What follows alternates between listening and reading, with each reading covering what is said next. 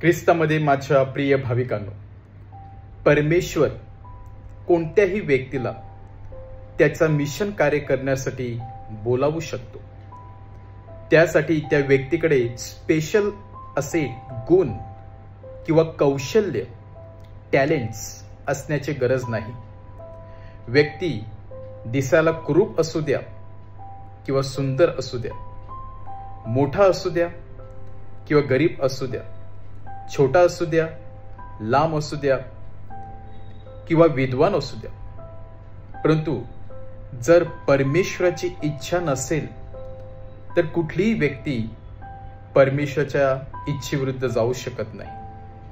परंतु ज्या व्यक्तीवरती परमेश्वराचा भरोसा असतो, ज्या व्यक्तीला परमेश्वर बोलावित असतो, तीच व्यक्ती प्रभू येशूच्या मिशन कार्यामध्ये सहभागी होऊ शकते। आणि म्हणून परमेश्वर कधी कधी अयशस्वी लोकांना देखील बोलावित असतो। परमेश्वर कधी कधी पापी लोकांना देखील बोलवत असतो आणि आपल्या सर्वांना कन्फ्यूज करून टाकत असतो की परमेश्वराची इच्छा ही कशा प्रकारे आहे, परमेश्वर का पापी लोकांना बोलवत आहे, परमेश्वर का समाजातील तळागाळातील लोकांना बोलवत आहे। परंतु त्यामध्ये परमेश्वराची काहीतरी वेगळी योजना असते।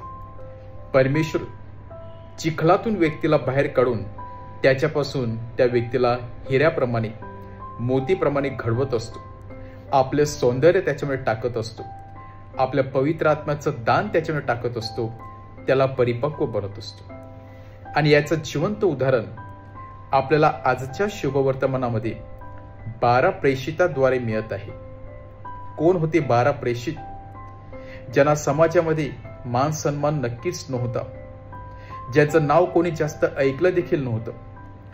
फक्त हातावरती मोजणे एवढे जर प्रेषित सोडले तर बाकी पापी होते, बाकी साधेसुधे कोळी लोक होते। आणि तरी सुद्धा प्रभू येशू ख्रिस्ताचं बोट त्यांच्याकडे जाते। प्रभू येशू ख्रिस्त त्यांच्यामध्ये काहीतरी पाहतो आणि त्यांना देवराज्याच्या त्या मिशन कार्यामध्ये सहभागी घेण्यासाठी पाचारण करतो आहे। आणि एवढंच नाही तर बोलवल्यानंतर प्रभू येशू ख्रिस्त 3 वर्ष त्यांना ट्रेन करत आहे। कुठल्याही व्यक्तीला ताबडतोब मिशन कार्यामध्ये तो सहभागी घेऊन जात नाही, तर प्रथम आपल्या बरोबर तो त्यांना ठेवत आहे, पूर्णपणे ट्रेन करत आहे, आपल्या जवळचा पवित्र आत्म्याने त्यांना घडवत आहे। ज्याप्रमाणे कुंभार आपल्या जवळ असलेल्या मातीला चांगल्या प्रकारे शांतपणे सुंदर असा आकार देत असतो, त्याचप्रमाणे एका कुंभाराप्रमाणे प्रभू येशू ख्रिस्त त्यांच्या जीवनाला नवीन आकार देत आहे। त्यांच्यामधील जी काही उणिवा आहे ती भरून काढत आहे आणि परत एकदा त्यांना सुशोभित बनवत आहे, सबळ आणि प्रबळ बनवत आहे। आणि मगच त्यांना जगामध्ये त्याचं वचन देण्यासाठी किंवा देवराज्याची सुवार्ता पसरवण्यासाठी पाठवत आहे। याचा अर्थ असाच की परमेश्वराची इच्छा ही आपली इच्छा नसते। आपल्या मनामध्ये भरपूर असे स्वप्न असतील, परंतु जर परमेश्वराची इच्छाच नसेल तर ते स्वप्न कधीही पूर्ण होऊ शकत नाही।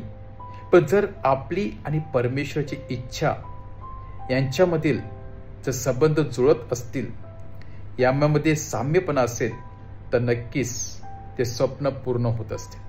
आणि त्यासाठी आपण प्रभू येशू ख्रिस्तावरती भरोसा ठेवला पाहिजे। आज 12 प्रेषिताप्रमाणे प्रभू येशू ख्रिस्ताने आपल्या सर्वांना बोलवलेलं आहे त्याच्या मिशन कार्यामध्ये सहभागी होण्यासाठी।